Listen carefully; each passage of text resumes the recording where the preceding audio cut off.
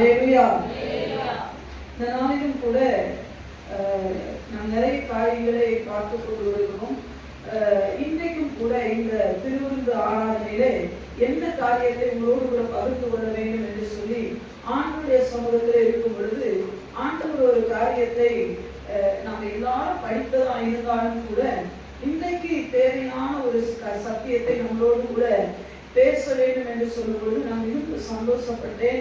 அதை தியானிக்கும் பொழுது ஒரு எச்சரிப்பை கூட பெற்றேன் என்று கூட சொல்ல முடியும். தேவையா என்ன என்று சொன்னால் பார்த்தீங்கன்னு சொன்னா, அன்றையுடைய சிம்ரி இன்றையுடைய சபைக்கு ஒரு எச்சரிப்பு. செய்தியினுடைய தலைப்பு சிம்ரியினுடைய மரணம் இன்றைய சபைக்கு ஒரு எச்சரிப்பு. தேவையா நிறைய நேரம் சிம்ரினா டக்குன்னு நம்மளால யாருக்கும் தெரியாது. ஆனா வேதத்திலிருந்து பார்க்கலாம், நம்ம ரொம்ப தெரிஞ்ச ஒரு நபர் தான். சிம்ரியினுடைய மரணம் இன்றைய சபைக்கு ஒரு எச்சரிப்பு என்று சொல்லி அந்த தலைப்பில் இன்றைக்கு நாம் பார்க்க போகிறோம். யார் இந்த சிம்ரி, எப்படி மரித்தார் என்று சொல்லி பார்க்கலாம். என்னாகமங்கள் என்று சொல்ல 25வது அதிகாரம் 14வது வசனத்தை வாசிக்கலாம். என்னாகமம் என்று சொல்லும் 25வது அதிகாரம் 14வது வசனத்தை வாசிக்கலாம். நீதியானிய ஸ்திரீயோட குத்துண்டு செத்த இஸ்ரவேல் மனிதனுடைய பேர் சிம்ரி. இஸ்ரவேல் மனிதனுடைய பேர் சிம்ரி. ஹல்லேலூயா. இந்த மனிதனுடைய பேர் என்னங்க? சிம்ரி. இவர் யாருங்க? இஸ்ரவேல் கோத்திரத்தை சேர்ந்தவர் தான். ஹல்லேலூயா. இந்த மனிதன் யாரோடு சேர்ந்து செத்தானா? நிறைய பேரோட சேர்ந்து செத்துருக்காங்க. ஆனா இங்க போட்டுட்டு மீதியானிய ஸ்திரீயோடு சேர்ந்து செத்த. ஹல்லேலூயா. குத்துண்டு செத்த மனிதனுடைய பேர் தான் யாரு? சிம்ரி. ஹல்லேலூயா. நம்ம எல்லாரும் என்ன நினைக்கிறோம்னா, ஆண்டோடைய வருகை வரும்பொழுது பரிசுத்த ஆண்டோடு கூட அவர் வரும்பொழுது அவரோடு கூட நம்ம என்ன பண்ண வேண்டும்? எடுத்துக்கொள்ளப்பட வேண்டும் என்ற ஒரு பெரிய ஆசையோடு தான் நம்ம எல்லாரும் ஓடிட்டு இருக்கோம். ஆனா இந்த மனிதன் யாரோடு சேர்ந்து செத்தானாம்? மீதியான ஒரு பெண்ணோடு. முதல்ல அதுவே ஒரு பெரிய ஒரு என்னதுதான், ஒரு பெரிய இழுக்கு தான், ஒரு அவமானம் அப்படிதான். ஆனா ஏன் இந்த மனிதன் இறந்தார்? இந்த மனிதன் யார்? இந்த மனிதனுடைய இறப்புக்கு காரணம் என்ன? இது ஏன் சபைக்கு ஒரு எச்சரிப்பாய், கடைசி கால இருக்கிற அந்த சபைக்கு ஒரு எச்சரிப்பாய் ஏன் இதை ஆண்டவர் பேச வேண்டும் என்று சொல்லி நாம் பார்க்க போகிறோம். இந்த மனிதன் யார் என்று சொல்லி பார்க்கிறதுக்கு முன்னாடி இவன் பெற்ற காரியங்கள் என்ன என்று சொல்லி பார்க்கலாம். இவனுடைய அழைப்பு என்ன? இந்த சிம்ரியினுடைய அழைப்பு என்ன என்று சொல்லி பார்க்கலாம். யாத்ராகமங்களின் புத்தகம் இவனுடைய அழைப்பு என்ன, இவனுடைய பேக்ரவுண்ட் என்னன்னு பார்த்துட்டதுக்கு அப்புறம் இவன் ஏன் செத்தான், இவனுடைய மரணத்துக்கு காரணம் என்னன்னு சொல்லி வேகமாய் நம்ம பார்க்கலாம். யாத்ராகமங்களின் புத்தகம் 3வது அதிகாரம். நான் சொல்ல வேகமா வாசிக்கணும், ஈஸியா இருக்கு. 3வது அதிகாரம் 17வது வசனத்தை வாசிக்கலாம். யாத்ராகமம் 3:17. நான் உங்களை எகிப்தின் சிறுமையிலிருந்து நீக்கி பாலும் தேனும் ஓடுகிற தேசமாகிய கானானியர், ஏத்தியர், எமோரியர், பெரிசியர், ஏவியர், எபூசியருடைய தேசத்துக்கு கொண்டு போவேன் என்றும் சொன்னேன் என்றார் என்று சொல்லி, எபூசியருடைய தேசத்துக்கும் கொண்டு போவான் என்று சொன்னேன். இந்த மனிதனுடைய அழைப்பு, இந்த மனிதனுடைய அழைப்பு என்று சொல்லி போட்டுக்கோங்க. இந்த மனிதனுடைய அழைப்பு என்ன அழைப்பு தெரியுமா? அற்புதமான அழைப்பு. ஆண்டவர் சொல்லுகிறார், நான் உங்களை எகிப்தின் சிறுமையிலிருந்து நீக்கினதற்கான அழைப்பு. இவர் இருக்கும் பொழுது இவர் இந்த சிம்ரி எப்படிப்பட்ட அழைப்பு பெற்றார்? எகிப்திலிருந்து ஒரு பெரிய விடுதலையோடு கூட அழைக்கப்பட்டார். எகிப்திலிருந்து விடுதலையாகி எங்கே போகிறதுக்கு அழைப்பு? கானானுக்கு அழைப்பு. சொல்லுங்க, அழைப்பு அற்புதமான அழைப்பு. இன்னைக்கு நிறைய நேரமும் அழைப்பெல்லாம் அற்புதமா இருக்கு. எகிப்தினுடைய சிறுமையிலிருந்து, பாவத்திலிருந்து நம்மளை அழைத்து இருக்கிறார். அக்கிரமத்திலிருந்து நம்மளை அழைத்து, இன்னும் சொல்ல போனா எகிப்தினுடைய சிறுமை என்று சொன்னதை விட சாத்தானுடைய அதிகாரத்திலிருந்து நம்மளை நீக்கி ஆண்டவருடைய ராஜ்யத்துக்கு உட்படும்படி ஒரு பிரமாண அழைப்பு. பயங்கரமான அழைப்பு, சாதாரணமான ஒரு அழைப்பு அல்ல, அற்புதமான அழைப்பு. நீ எகிப்தில் இருக்க வேண்டாம்ப்பா, நீ அந்த எகிப்தினுடைய அடிமைத்தனத்தில் இருக்க வேண்டாம், நீ அந்த எகிப்தில வேலை செய்ய வேண்டாம், உன்னை ஒரு பெரிய அற்புதமான ஒரு தேசத்துக்கு நான் உன்னை கொண்டு போவேன் என்பதுதான் அழைப்பு. இந்த சிம்ரியினுடைய அழைப்பு என்ன? அற்புதமான அழைப்பு. இன்னைக்கும் நினைக்கிற சபைக்கு நல்ல ஒரு அழைப்பு உண்டு. என்ன தெரியுமா? தேவனுடைய பணியை செய்ய வேண்டும், தேவனுடைய ராஜ்யத்துக்கு நாமும் போக வேண்டும், நம்மளோடு கூட ஒரு கூட்டத்தையும் கொண்டு போக வேண்டும் என்ற அழைப்பு தான் சபைக்கு. அன்பு திருச்சபையை, நம்முடைய அழைப்பு என்ன தெரியுமா? ஏதோ சபைக்கு வந்தோம், ஏதோ பாடணும், ஏதோ போகணுன்ற அழைப்பு அல்ல. இம்மை என்பது அழைப்பு அல்ல, மறுமை என்பதுதான் அழைப்பு. இந்த பூமியினுடைய அழைப்பு அல்ல. இந்த பூமியிலே உங்களுக்கு நீங்க வாங்க ஆண்டவர்கிட்ட வந்தீங்கன்னா உங்களுக்கு கார் கிடைக்கும், உங்களுக்கு நல்ல பங்களா கிடைக்கும், அந்த அழைப்புக்காக வந்தோம் இல்லை. அந்த அழைப்பு அல்ல. அந்த அழைப்பு இந்த உலகத்துல இருக்கிறவங்களுக்கு கூட கிடைக்கிறது. அது அல்ல அழைப்பு. அழைப்பு என்ன தெரியுமா? பரலோக அழியாத ஒரு ராஜ்யத்துக்கு உங்களையும் என்னையும் கொண்டு போய் சேர்க்கிறதுக்காகத்தான் என் இயேசு இந்த பூமிக்கு வந்தார். அவருடைய அழைப்பு பிரதானமான அழைப்பு. அதை ஒவ்வொரு விசுவாசியும் தெரிந்து கொள்ள வேண்டும். அதை தெரிந்து கொண்டா நம்ம தடுமாற மாட்டாங்க. இந்த உலகத்துல என்ன கிடைக்கலனாலும் இயேசு வேண்டாம் போக மாட்டோம். யார் என்ன சொன்னாலும் இயேசு வேண்டாம் போக மாட்டோம். என்ன வாழ்க்கையில நடந்தாலும் பிசாசு பின்னாடி திரும்பி பார்க்கவே இயேசுவின் பின்னால் நான் செல்வேன், திரும்பி பார்க்க மாட்டேன். யார் சொல்ல முடியும் தெரியுமா? தன்னுடைய அழைப்பை அறிந்தவன் தான் சொல்ல முடியும், நான் பின்னாடி பார்க்க மாட்டேன். அழைப்பு இந்த பூமிக்குரியது அல்ல. இந்த பூமியில ஒரு லட்சம் கொடுப்பேன்னு சொல்லி அவர் அழைச்சாரு. இந்த பூமியில கோடை சொத்தை கொடுப்பேன்னு அழைச்சாரு. இந்த பூமியில உனக்கு அதை தருவேன்னு அழைச்சாரு. இதெல்லாம் நமக்கு தேவையானதுன்னு அவருக்கு தெரியும். ஆனா இந்த அழைப்பு என்ன அழைப்புனா அந்த பரம ராஜ்யத்துக்கு போக வேண்டும் என்ற அழைப்பு. அந்த ராஜ்யத்துக்கு நான் மட்டுமல்ல, என்னோடு கூட ஒரு கூட்டத்தையே கொண்டு போக வேண்டும் என்ற அழைப்பு. சிறுவனுடைய அழைப்பு அதுதான். நீ அடிமையாக இருக்கிறாய். அந்த அதிகாரத்துல வாசிச்சு பார்த்தீங்கன்னா அவங்களுடைய கூக்குரல் என்கிட்ட வந்து எட்டிருச்சு மோசே. அதனால இந்த ஜனங்களை நான் மீட்டு கொண்டு போய் நான் பார்த்து வைத்தது. அந்த வசனம் அழகா இருக்கு பாருங்களேன். ஆண்டவர் என்ன வச்சாரா? அதை பார்த்து வைத்தரும். அப்படின்னா என்ன அர்த்தம்? தேடி பார்த்து என் பிள்ளைகளுக்கு என்ன இடம் செலக்ட் பண்ணா கரெக்டா இருக்கும்னு சொல்லி பல வருஷம் அடிமை ஆயிட்டாங்க. இவனை விடுதலை ஆக்கி கொண்டு போகணும். பல வருஷம் பிசாசு கிட்ட நல்லா கவனிக்கணும். நம்ம அழைப்பே பிசாசுக்கு மேல ஒரு அதிகாரம் உண்டு. சும்மா ஆளுக செய்யணும் சொன்னா உங்களுடைய அழைப்பை நீங்க புரிஞ்சு கொள்ளலன்னு தான் அர்த்தம்.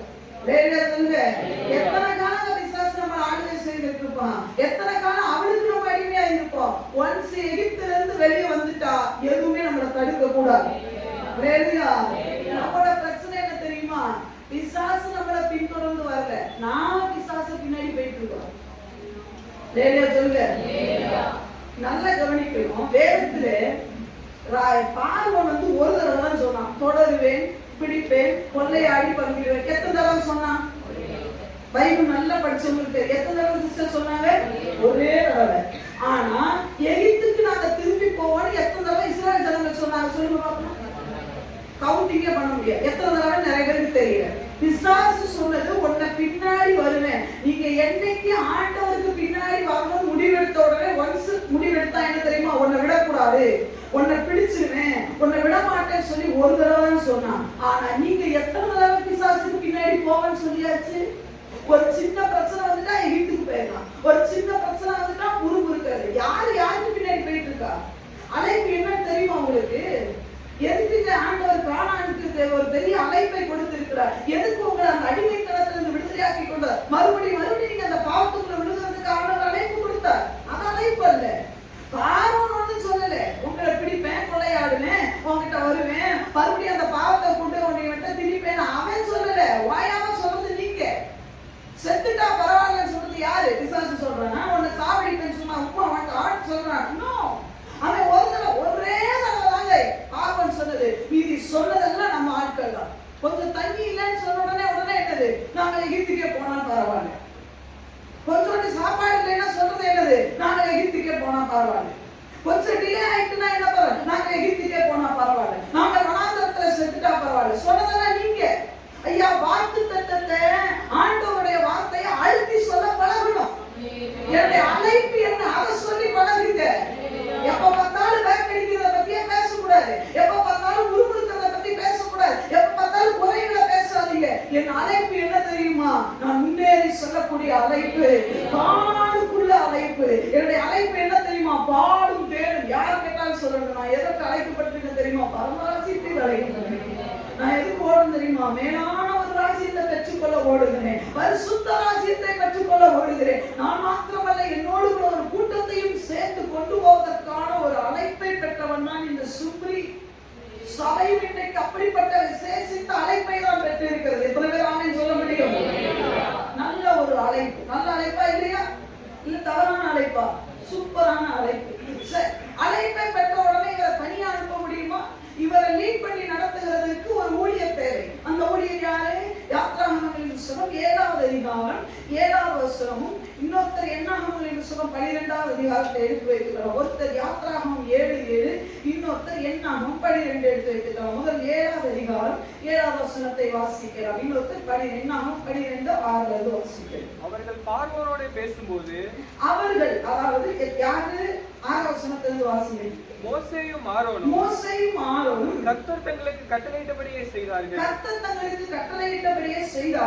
அவர்கள் பார்வோனோடு பேசுகையில் மோசேக்கு 80 வயதும். மோசேக்கு 80 வயது. போதும். லேடியா சொல்லுங்க. மோசேக்கு எத்தனை வயசுங்க? சிம்ரியுடைய பாஸ்டருக்கு என்ன வயசு? சொல்லுங்க. சிம்ரியோட பாஸ்டர் யாரு? மோசே. அப்படிதான். அது சொன்னா அழகா இருக்கு. அப்படிதான். மோசேன்னு சொல்றது யாரோட பாஸ்டர்? சிம்ரியோட பாஸ்டர். உலகத்திலே நல்ல பெஸ்டான பாஸ்டர் யாருங்க? மோசே. சொல்லுங்க. அவர் 80 வயசு. அவர் ஊழியத்துக்கு வரும்போது, அவர் பார்வோன்கிட்ட பேசும்போது 80 வயசு. எத்தனை வருஷம் பைபிள் காலேஜ் படிச்சார் தெரியுமா? 40 வருஷம். சொல்லுங்க. நம்ம பைபிள்ல தேர்னாங்கல்ல. எத்தனை வருஷம் பைபிள் காலேஜ்? 40. எங்க இருந்து படிக்க வச்சாரு?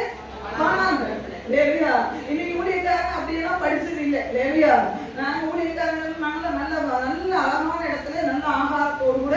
ஆனா அங்க மோசேக்கு நல்ல ஆகாரம் இல்லை, ஆடு மேய்க்கணும், அதுதான் ட்ரைனிங். லேவியா 40 வருஷம் ஆடு மேய்ச்சு 40 வருஷம் வனாந்தரத்துல பைபிள் காலேஜ் படிச்சிருக்கிறார். அற்புதமான பாஸ்டர். லேவியா சொல்லுங்க. இதுக்கு மேல ஒரு பெரிய சர்டிபிகேட் உண்டு. என்ன தெரியுமா? ஆண்டவர் மோசேயை பார்த்து சொல்லுகிறார், பூமியிலே மோசே எப்படிப்பட்டவன்? இன்னும் சர்டிபிகேட்ட பாருங்க. என்ன ஆகும்? 12:6 வாசிங்க எடுத்தோங்க. அப்பொழுது அவர் என் வார்த்தைகளை கேளுங்கள். என் ஆண்டவர் சொல்லுகிறத பாருங்க. என் வார்த்தைகளை கேளுங்கள். உங்களுக்குள்ளே ஒருவன் தீர்க்கதரிசியாய் இருந்தால் கர்த்தராகிய நான் தரிசனத்தில் என்னை அவனுக்கு வெளிப்படுத்துவேன். நான் தரிசனத்துல தான் அவனுக்கு என்னை வெளிப்படுத்துவேன். சொப்பனத்திலே பேசுவேன். என் தாசனாகிய மோசே. ஆண்டவர் சொல்றாங்க பாருங்க. மற்ற தீர்க்கதரிசிகளை ஆண்டவர் தவறா சொல்லல. உங்களில் ஒருவன் என்னவா இருந்தா? தீர்க்கதரிசியா இருந்தா தரிசனத்துல பேசுவேன், சொப்பனத்துல பேசுவேன். ஆனா என் தாசனாகிய மோசே யார்? எப்படி இல்ல? அப்படிப்பட்டவன் அல்ல. அவன் என் வீட்டு யார் கொடுத்த சர்டிபிகேட்டுங்க? பைபிள் டீச்சர் அல்ல. பைபிள் காலேஜ் ப்ரொஃபசர் கொடுத்த என்னது இல்ல சர்டிபிகேட். இந்த உலக மனிதர்கள் கொடுத்த சர்டிபிகேட் அல்லங்க. தேவன் கொடுக்கிறான். என் தாசனாகிய மோசே என் வீட்டிலே எங்கும் உண்மையுள்ளவன். நான் அவனுடன் மறைபொருளாக அல்ல, முகமுகமாகவும் டைரக்டா அவனோடு கூட பேசுவேன். சொல்லுங்க. பின்னாடி உள்ள காரியத்தை பாருங்க. மோசேயை குறித்து உலக மனிதர்கள் கொடுத்த சாட்சி காட்டிலும் என் தேவன் கொடுத்த சர்டிபிகேட் என்ன தெரியுமா? மோசே என் வீட்டில் எங்கும் உண்மையுள்ளவன். மற்ற தீர்க்கதரிசிகிட்ட நான் எப்படி பேசுறேன்? மறைபொருளா பேசுகிறேன், சொப்பனத்துல பேசுகிறேன். ஆனா என் தாசன்ட்ட எப்படி பேசுறேன் தெரியுமா? முகமுகமாக பேசுகிறேன். அப்ப சிம்ரிக்கு கொடுத்த ஊழியக்காரன் பெஸ்டான. ஆமென் சொல்லுங்க. கூட வரணும். ஆமென் சொல்லியே கூட வந்துட்டே இருக்கணும். அப்போ சிம்ரியுடைய பாஸ்டர் எப்படிப்பட்டவர்? சூப்பர். நமக்கு இப்படி ஒரு பாஸ்டர் கிடைச்சா எப்படி இருக்கும்? ஆமா, 4 நாள் கூட நடக்க மாட்டேங்க. ஆமா, சொல்லுங்க. அப்போ பாஸ்டர் சூப்பர். 40 வருஷம் பைபிள் காலேஜ் படிச்சிருக்கிறார். நம்மலாம் படிச்சு கேட்டோம்னா சொல்லுவோம், ஒரு பைபிள் காலேஜ் படிக்கிற. பைபிள் காலேஜ் பக்கமே போல வாய்ப்புகளும் கிடைக்கல, வருமானமும் இல்லை. லேடியா சொல்லுங்க. எல்லாம் பரிசுத்த ஆவியானவரை டீச் பண்ணி நம்ம நடத்தின, வேற யாருக்கும் போக வாய்ப்பு இல்லை. அப்போ 40 வருஷம் வனாந்தரத்துல பைபிள் காலேஜ் படிச்சுட்டு சர்டிபிகேட் யார் கையில இருந்து வாங்கிட்டு வந்திருக்கிறாரு? ஆண்டவர் கையில இருந்து. இவன் உண்மையுள்ளவன். பூமியிலேயே இவன் தான் சாந்தமுள்ளவன். பூமியில எல்லாத்த காட்டிலும் மோசே சாந்த அமைதியான மனிதன். நல்ல ஊழியக்காரங்க கொடுத்திருக்கிறாங்க. ஏன் கடைசி கால எச்சரிப்புன்னு சொல்ல தெரியுங்களா? இதெல்லாம் நமக்கு கொடுத்ததுதான். நம்முடைய ஊழியக்காரர்கள் ரொம்ப நல்ல என்னது வேதத்தை வியாக்கியானம் பண்ணுகிறார்கள். நல்ல ஆண்ட உருட்டி இங்க மட்டும் சொல்ல, நம்ம ஊழியக்காரங்களை மட்டும் சொல்லல, தேசத்துல இன்னைக்கு முத்தான ஊழியக்காரர்களை நிறைய பேரை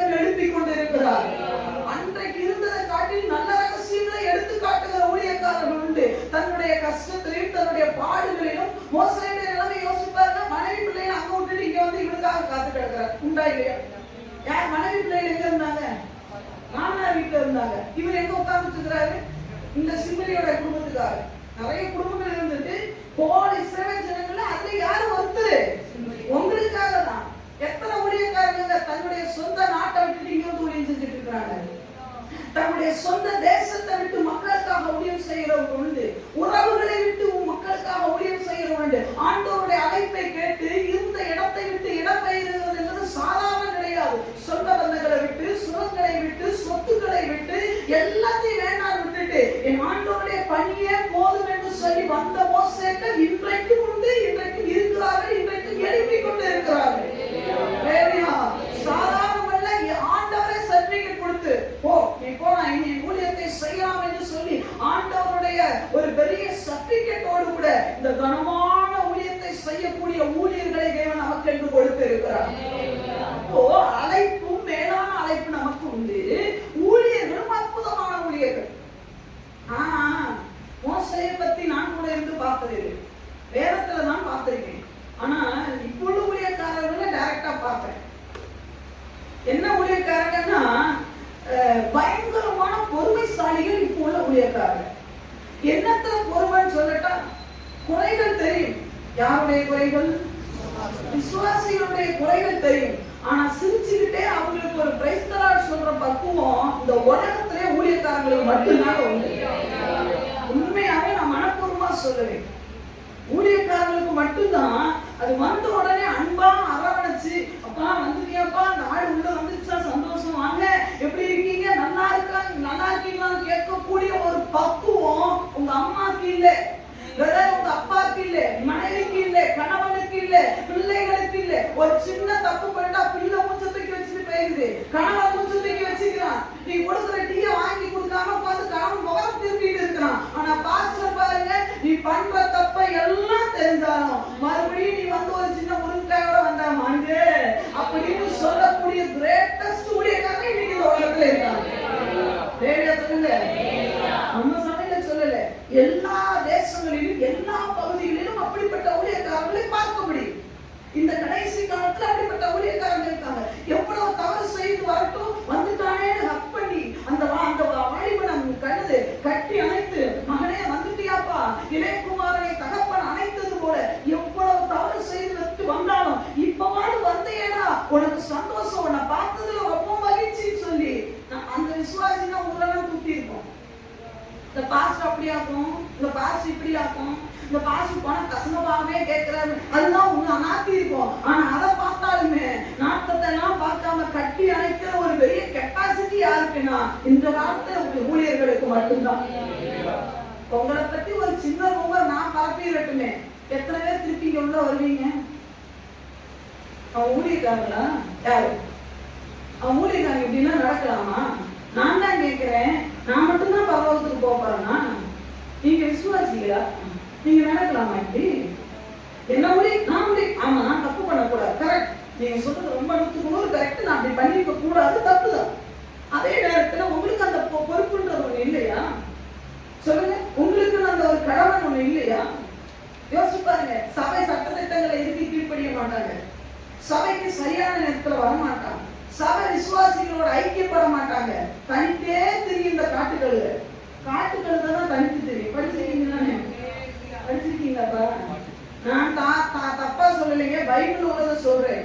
நீ தனித்து திரிகிற காட்டுக்கழுதை, அதனால யாரால திருப்தி செய்ய முடியும்? ஆண்டவரை கேட்கிற இது தனியாவே தெரியும் சபையோட.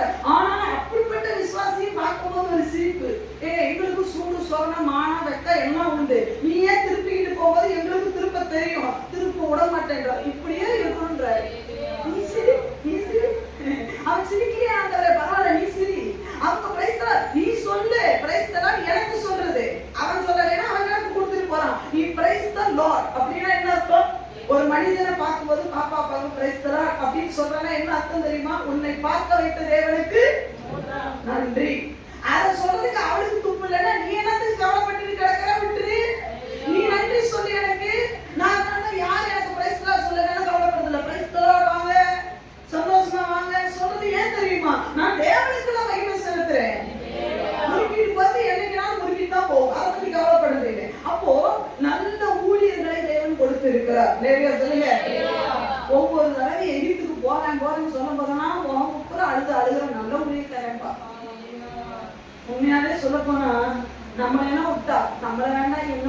சொல்லுவேன், போறது வந்து கிளம்பிக்கிட்டே இருக்கிறேன், கிளம்பு எகிப்து தானே, பிரேத புள்ளி எங்க கேட்க நானே தோன்றேன்னு சொல்லி கொடுத்துருப்பேன். ஆனா மோசே அப்படி இல்லை, ஒவ்வொரு தடவையும் கேட்க வந்தேன், ஆண்டவரே இந்த ஜனங்கள் எகிப்துக்கு போறேன்னு சொல்றாங்க ஆண்டவரே, முகம்புக்குள்ள உட்காந்து எத்தனை நாள் மோசே அழுதாரு யாருக்காவது எண்ணிருக்கீங்களாங்க?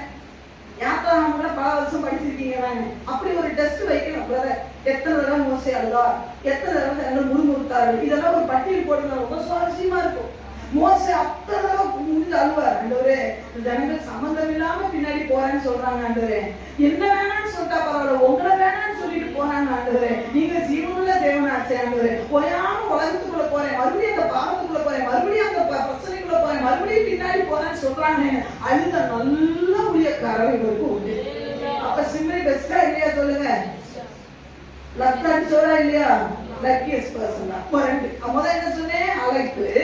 ரெண்டாவது நல்ல ஊழியக்காரர். மூணாவது என்ன? உபாகமம் என்று சொல்லும் 4வது அதிகாரம் 8வது வசனத்தை வாசிக்கலாம். உபாகமம் 4:8 வாசிக்கலாம். இந்நாளில் நான் உங்களுக்கு விதிக்கிற இந்த நியாயப்பிரமாணம், இந்த நியாயப்பிரமாணம் முழுமைக்கும் ஒத்த இவ்வளவு நீதியுள்ள கட்டளைகளையும், நியாயப்பிரமாணம் முழுவதுக்கும் ஒத்த இவ்வளவு பெரிய கட்டளைகளையும் நியாயங்களையும் பெற்றிருக்கிற வேற பெரிய ஜாதி எது? சொல்லுங்க. நல்ல நியாயப்பிரமாணத்தை கொடுத்திருந்தார். சொல்லுங்க, சொல்லுங்க, சத்தமா சொல்லணும். ஆமா, இந்த பைபிள் அற்புதமா அந்த நாட்களிலே இந்த முழு வேதாகமும் இல்லை, அப்படிதான் நியாயப்பிரமாணத்தை தான் தேவன் இந்த ஜனங்களுக்கு கொடுத்தார். அற்புதமான நியாயப்பிரமாணம். சொல்லுங்க, என்ன நியாயப்பிரமாணம்? 10 கட்டளையை எடுத்துக்கொள்ளுங்களேன், அற்புதமான கட்டளைகள்.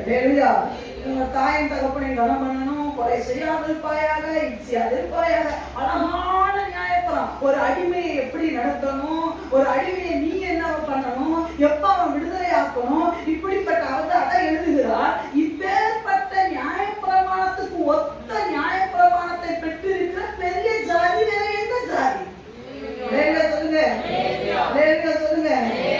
நியாயப்பிரமாணத்தை அழகா படிக்கணும், சரிதான்?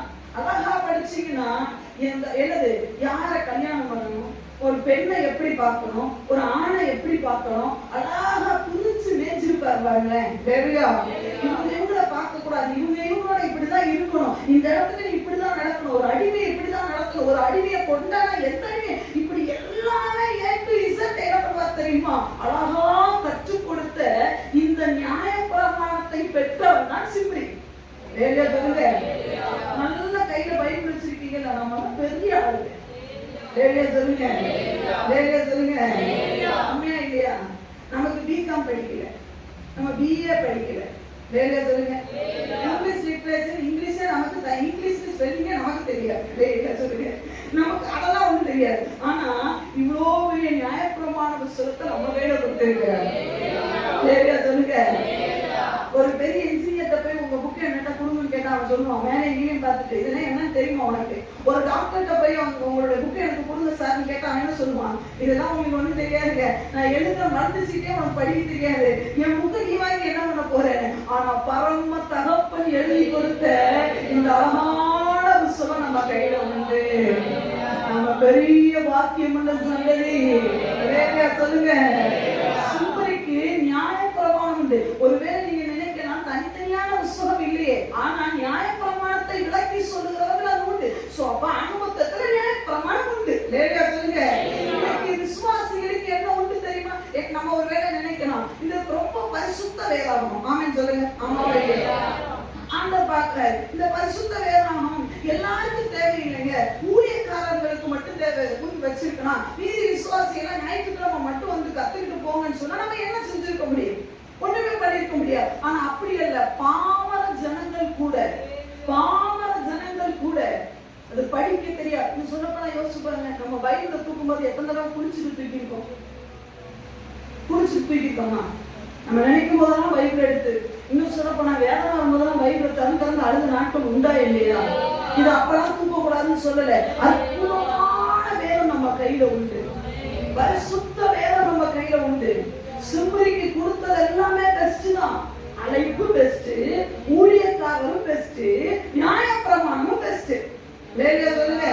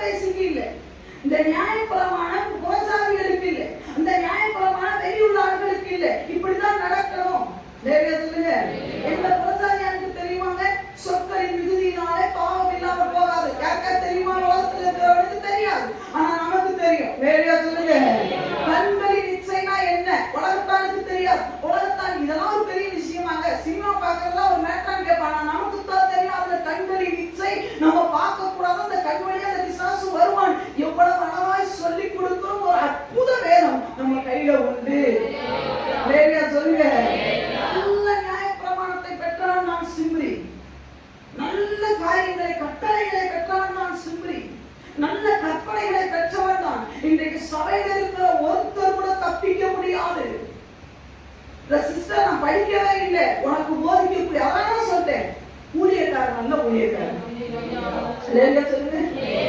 மோசே நல்ல ஊழியக்காரர். எனக்கு படிக்க தெரியாதுன்னு சொல்றதுக்கு யாருக்குமே இங்க இடம் இல்ல. குறிச்சு மேய்கிறார்ல. ஆதியாகமத்துல இருந்து வெளிப்படுத்துற விசேஷம் வரைக்கும் ஒவ்வொரு எத்தனை வருஷம் ஆயிடுச்சு பாருங்க. ஒவ்வொரு வருஷமும் எழுந்துதான் போதிக்கிறாங்க. ஒவ்வொரு பாஸ்டர் எழுந்துதான் போதிக்கிறாங்க. இதுல இருந்துதான் படிக்காதவங்க கூட தாவீதை பத்தி கேளுங்க, அழகா சொல்லிட்டு போயிட்டே இருக்காங்க. தாவீது இப்படி வந்தாரு, இதை செய்தாரு, இப்படி பண்ணாரு, அப்படி பண்ணாரு, கோலியாத்தை வீழ்த்தினார், எப்படி வீழ்த்தினார், அப்பா குலாங்கல்ல எல்லாம் சொல்லிட்டு போறது காரணம் என்ன? ஊழியர்கள். வேலையா சொல்லுங்க. அப்போ நல்ல வேதம் நம்ம கையில உண்டு. தப்பிக்க இடமே இல்லை. விசுவாசிகளே, இது கடைசி செய்தி. இது கடைசி காலம். கடைசி காலத்துல இருக்கிற உங்களுக்கும் எனக்கும் சிம்ரி ஒரு எச்சரிப்பின் மணி என்பதை மறந்து போகக்கூடாது. அவன் சொல்லுவான், எனக்கு நல்ல அழைப்பு உண்டு, நல்ல ஊழியம் உண்டு, நல்ல நியாயப்பிரமாணம் உண்டு, எல்லாத்துக்கும் மகிழ வைத்தது போல நல்ல தேவன் உண்டு. சொல்லுங்க. தேவனை குறிச்சு இந்த வேதத்துல படிக்கணும்னா நிறைய சொல்லலாம்.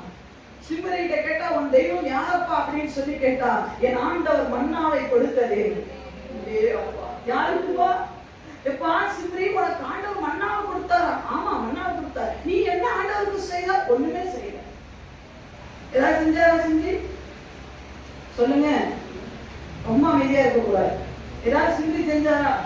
ஆண்டவருக்காக செய்தது என்ன? ஆனா இவருக்கு என்ன என்ன கிடைச்சது? மன்னா. அது ஒரு நாள் 2 நாளா?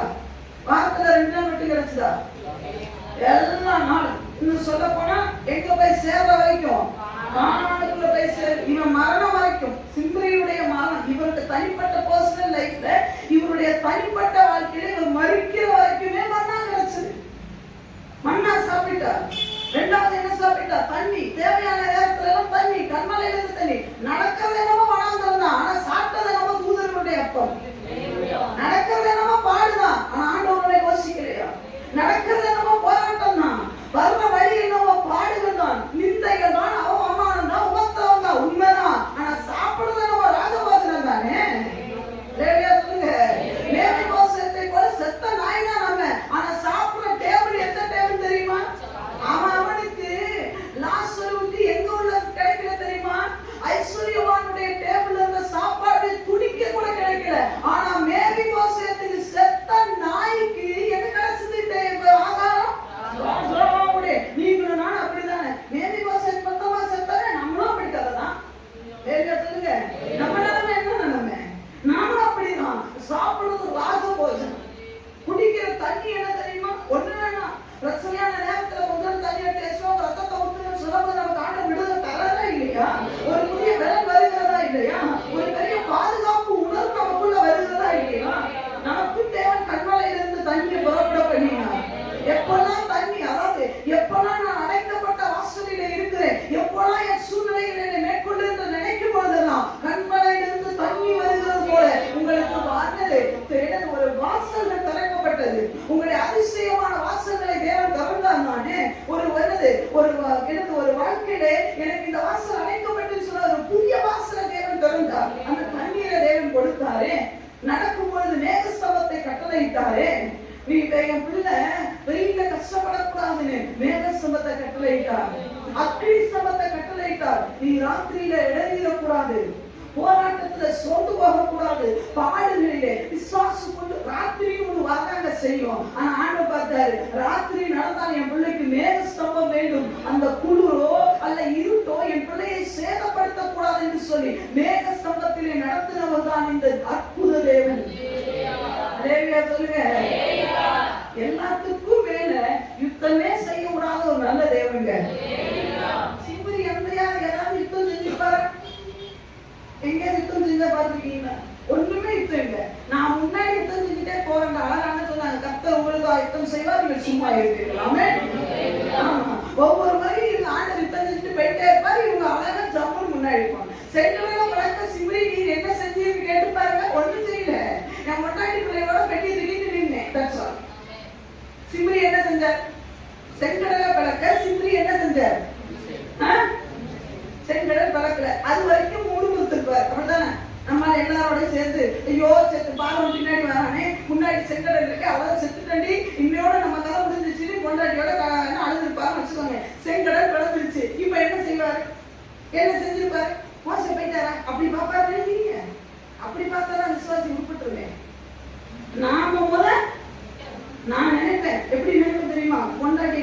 பையன் பொண்டாட்டி ரொம்ப முக்கியம்.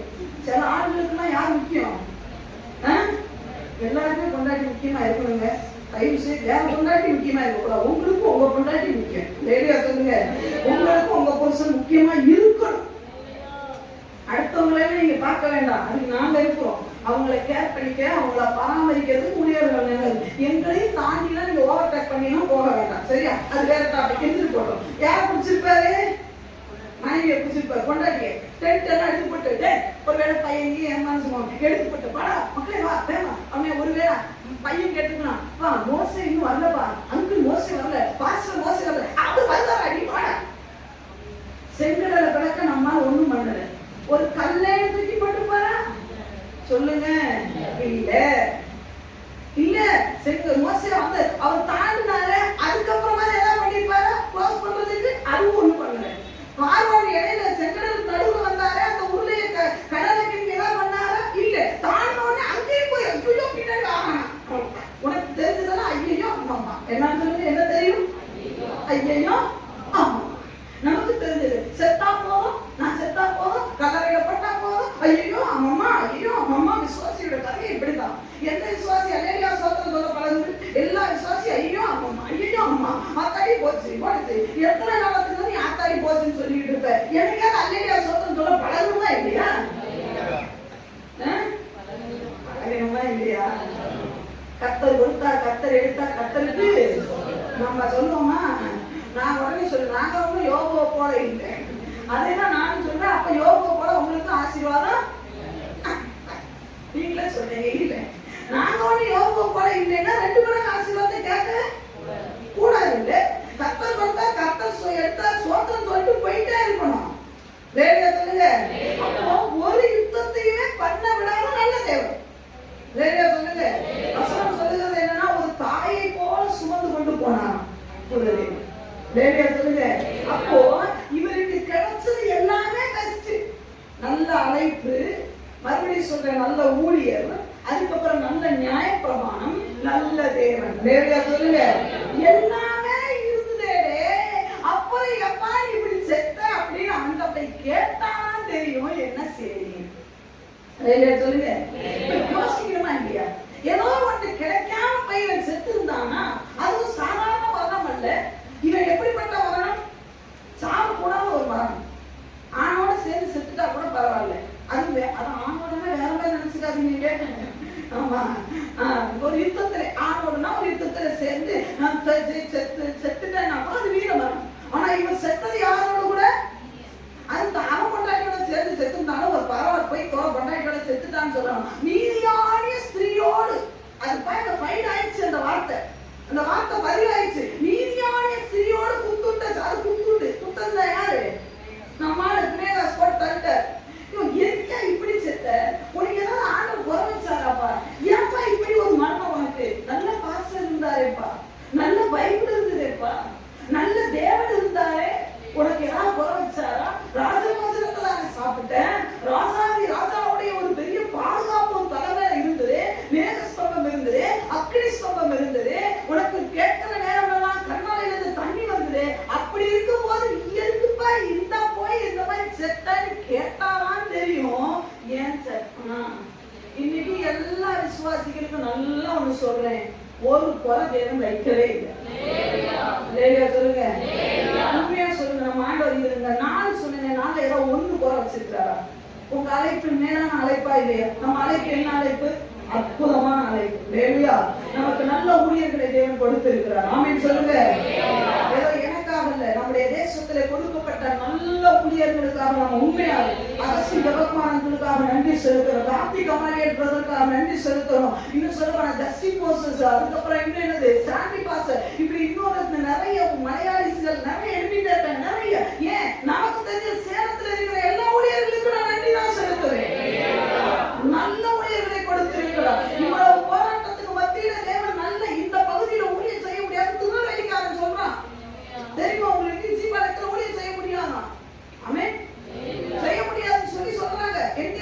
திருநெல்வேலியில சொல்றான், மதுரையில சொல்றான், எல்லாம் கோயம்புத்தூர்ல எங்கெல்லாம் ஊழியத்துக்கு போறேன்னா அங்கெல்லாம் சொல்றான், நீ சேலத்துல எப்படி ஊழியம் செய்யற, அதுவும் தனியா ஒரு பெண் எப்படி ஊழியம் செய்யறேன். ஆனா இந்த இடத்துல நம்ம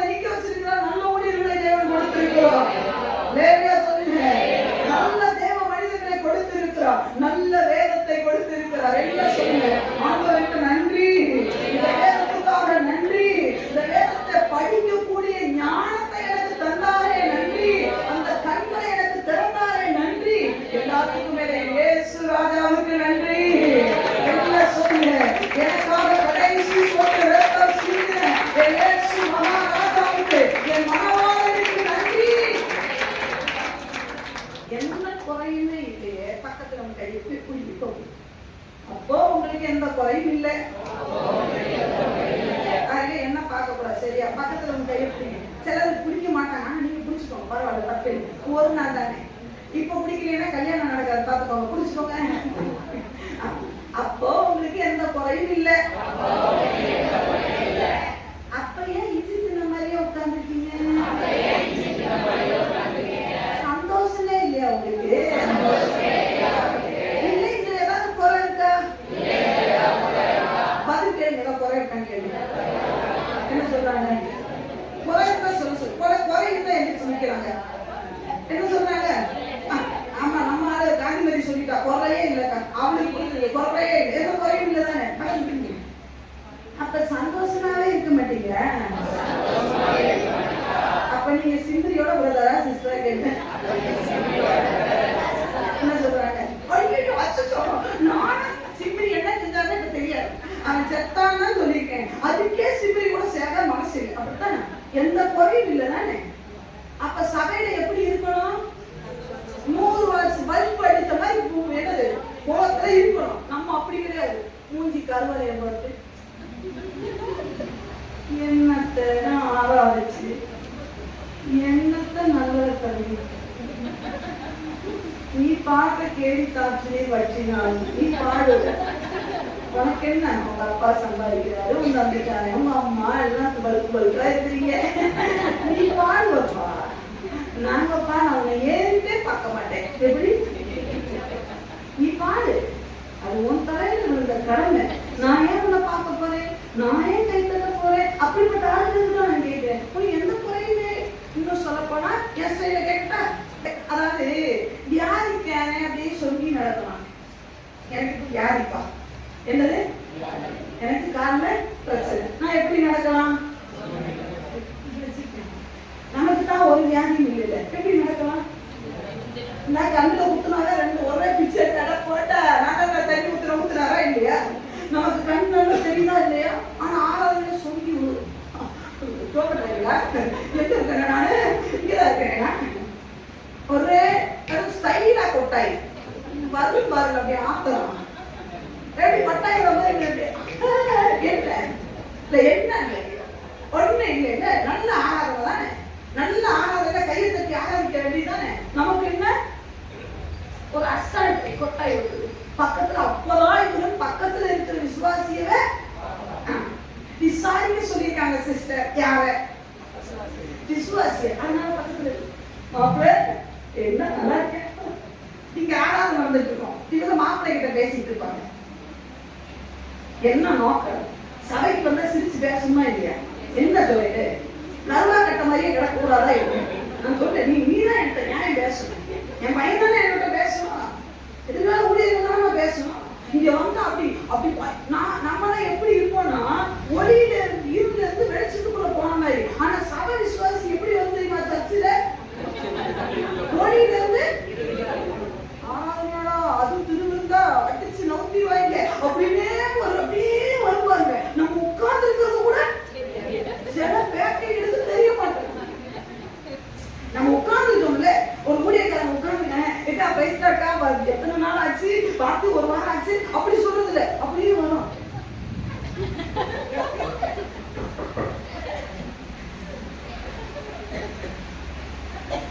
இப்படியே நீ முன்னாடி உட்கார்ந்து பார்த்தாதான் தெரியும். அந்த ஆளுகளை பார்த்தா ஒரு மாதிரி பைத்தியங்கள் நடத்த மாதிரியே. இப்ப என்ன பார்த்தா எப்படி தெரியுது? என்ன பார்த்தா எப்படி தெரியுது? ஒரு நார்மல் பர்சன் எப்படி வருவான்? அவங்க நம்ம நினைக்கியா இப்படி ஒரு சிரிப்போட வரணும்.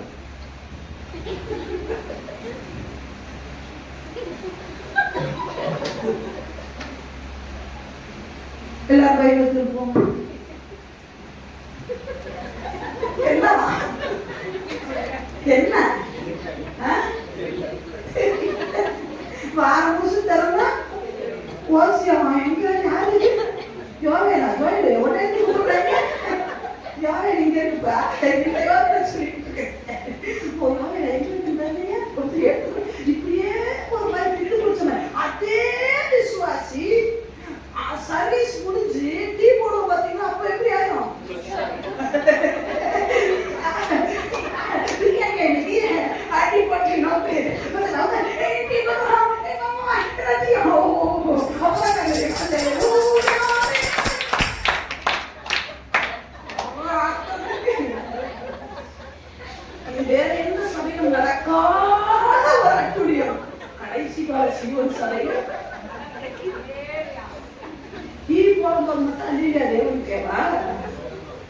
வேண்டாம்.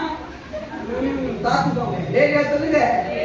அதனால சொல்றது, அதனால டீ ஒழிச்சு கட்டிட்டாங்க, அதனால சுண்டை முடிச்சுட்டாங்க. சரி, சுண்டை வந்துச்சாங்க, நல்லா இருக்கையா நீங்க, சுண்டை வந்துட்டேன் சாப்பிட்டுப்பாங்க. என்ன இப்ப அல்லையா நல்லா வரும் நம்ம மக்களுக்கு. அல்லையா சொல்லுங்க. அப்போ எல்லாம் இருக்கு. இப்ப சீரியஸ் ஆயிடுச்சு. அப்ப நம்ம எல்லாம் நல்லா இருக்கா? எல்லாம் நல்லா இருக்கா? நீங்க நல்லா வரணுமா? இன்னைக்கு எப்படி ஒயிட் வந்தீங்கன்னா அதே மாதிரி மூஞ்சி ஒயிட்டா வரணும். நானே தேசத்துக்கு தரப்புல நிக்கிறேன். அதை பாருங்க, நான் முதல்ல போட்டிருக்கேன். இது எப்ப எழுதுனது? 14/1/2024 2025 எழுதுனது. 2026 முடிஞ்சு 2027 வருது. அந்த ஏரியால இருந்து ஒத்த பையன் வரல. நான் இங்க உட்கார்ந்து குடல் வெளியே வர அளவுக்கு அழுது ஜோமிட்டு இருக்கேன். நீ மோகனத்தை தூக்கிட்டு இங்க வருவ? என்ன சொல்றீங்க? 2025 இருக்குது. அந்த ஏரியால ஒரு ஆத்மா வரல. இருக்கிற ஆத்மா சரியில்லை. உண்மையாவே பார்த்தோட செத்துட்டு போனா தோணுது. நீ ஜெபிக்க வர மாட்ட, நீ தேவனை தாங்க மாட்ட. ஒரு ஊழியக்காரன் என்ன நடக்க தெரியாது.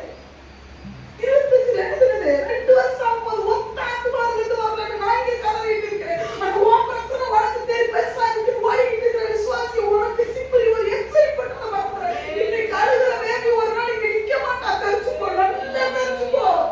நிக்க போறது ஒரு மோசை எடுத்துக்கொண்டதுக்கு அப்புறம் தான் உனக்கு நிலைமை என்னன்னு தெரியும். எல்லாம் இருந்து வளர்ந்துட்டான விசுவாசிகளுக்கு ஐயோ என்று நான் சொல்லுவேன். நீ ஏன் வாசிக்கிறோம் என்ன சொல்லுவோம்? 25 6 வாசிக்கிறோம். அப்பொழுது மோசேயும் இஸ்ரவேல் புத்திரராகிய சபையார் அனைவரும் ஆசரிப்பு கூடார வாசலுக்கு முன்பாக அழுது கொண்டு நிற்கையில், அப்பொழுது மோசேயும் இஸ்ரவேல் புத்திரராகிய எல்லாரும் சேர்ந்து ஆசரிப்பு கூடாரத்துக்கு முன்னாடி அழுது கொண்டு நிற்கையில், அவர்கள் கண்களுக்கு முன்பாக இஸ்ரவேல் புத்திரரில் ஒருவன் யாருங்க? இந்த சிம்ரி. அதுக்கு முன்னாடி அந்த வசனத்தை மறுபடியும் வாசி தம்பி. அப்பொழுது மோசேயும் இஸ்ரவேல் புத்திரராகிய சபையார் அனைவரும் ஆசரிப்பு கூடார வாசல் சபைக்கு முன்னாடி நின்று அழுதுட்டு நிற்கிறான். மோசே முகப்பு பிற உட்கார்ந்து நின்று அழுதுட்டு இருக்கிறான். எல்லா மூப்பர்கள் அழுது கொண்டு நிற்கிறாங்க. இந்த சிம்ரி ஒரு மீதியான ஸ்ரீயை பிடிச்சிட்டு வாட்ஸ்அப்புக்கு கூட்டிட்டு போறானே, அவன் சாவாம இருக்கணுமா? அவன் எப்படி அந்த சபைக்குள்ள இருக்கணுமான்னு தான் கேட்கிறேன். ஏன் தெரியுமா? சிம்ரியினுடைய மரணத்துக்கு காரணம் என்ன தெரியுமா? விசுவாசிகளே, ஒரு ஊழியனுடைய கண்ணீர் அவனுக்கு தெரியல. ஐயா, ஊழியனுடைய கண்ணீர் தெரிஞ்சாதான் ஊழியக்காரன் ஏன் கண்ணீர் வடிக்கிறான்னு உனக்கு தெரியும். நீங்க பார்த்து நல்ல விசுவாசி என்ன தெரியுமா? மேல பார்க்க மாட்டான். ஐயா, இன்னைக்கு வராத ஒவ்வொரு விசுவாசியும் குறிச்சதான பாரத்தோடு பேசிட்டு இருக்கிறேன். நீ நல்ல சௌக்கியமா வந்து உட்கார்ந்துருவ. முடிச்ச உடனே நாங்க திருவிழு கொடுப்போம், தப்பு தப்பு அடிச்சுட்டு போயிருவீங்க. ஆனா அந்த ஞானஸ்தானம் எடுத்து வராத ஒவ்வொரு மனுஷனையும் நினைச்சு நான் திருவிழு கொடுத்துட்டு இருக்கிறேன். அழுது கொண்டு ஊழியக்கார அழுகுது போது உங்களுக்கு தெரியுமா? ஊழியக்கார வேதனையோடு இருக்கிறது தெரியுமா? ஊழியக்காரங்க வேதனையோடு இருக்கிறது தெரிஞ்சாதான் அவன் ஏன் வேதனையில இருக்கிறான்றதை கேட்பீங்க. சொல்லுங்க. ஊழியக்கார அழுகுது தெரியுமா? பக்கத்துல ஊழியக்கார அழுகுறது தெரியும். கேட்டு உங்க சிஸ்டர் அழுகுது தெரியுமா உங்களுக்கு? என்னைக்காவது கவலை ரேகையோட இருக்குது உங்களுக்கு தெரியுமா? கேளு.